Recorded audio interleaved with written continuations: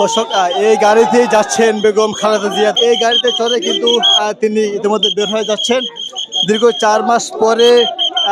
4 মাস পরে লন্ডনের চিকিৎসা শেষে অবশেষে আজ সকাল 10টা 30 মিনিটে ঢাকা হয়তো শাহজালাল আন্তর্জাতিক বিমানবন্দরে তিনি এসেছেন এবং এসে ঠিক এখান থেকে এই যে 8 নম্বর গেট যেটি দেখতে পাচ্ছেন সেই 8 নম্বর গেট দিয়ে কিন্তু তিনি বের হয়ে যাচ্ছেন। দর্শক এখনই বাইরে গেছে ওইদিকে গেছে সামনে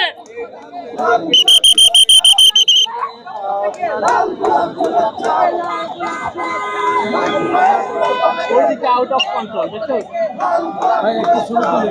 না ভাই না না না না সরি